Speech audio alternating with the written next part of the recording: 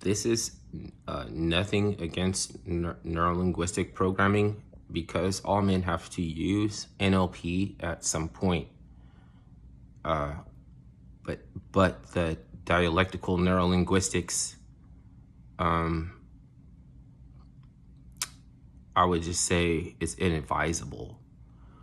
The product of dialectical neurolinguistics is something that you can't argue with isn't a good thing.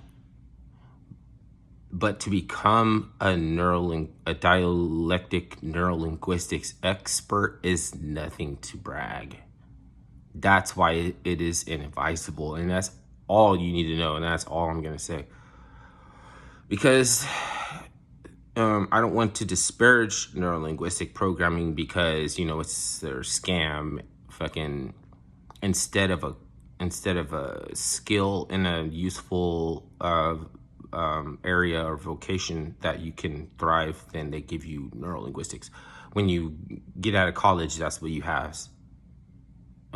So I don't want to say that it's worthless. It's maybe because it's not completely worthless that it's a good thing to give somebody in a consolatory way. It's like a consolation prize, so that you don't get too mad that you didn't get scholarship and you didn't get everything. Like, you didn't get scholarship, and that's why they're burning down their own schools before. I mean, they're not doing it right now, but they was before, And it makes a niche for a lot of channels to just rail and on the fact that they're wrong every day, because every day they wake up and they do wrong. But we already know that they can't get on a good foot until they're on the right track. We already know that. So you got to be careful when you're making those channels that every day you have new content, because every day they are going about things and making an ass of themselves every day. Well, you can make content about just people being assholes, but you're feeding back into the dialectic, which is like you're bifurcating everything into two sides, and you're saying our side and they side. But if everybody that agrees with me, I can't necessarily say I like everybody who agrees with me. I'm not going to say there's anything wrong with your right and to say anything and try to take away your platform, but sometimes you don't address things that are just as interesting and could bring about the same meltdowns that everybody who thrives on human misery, myself included, wants to see and feel like have been withholded from us.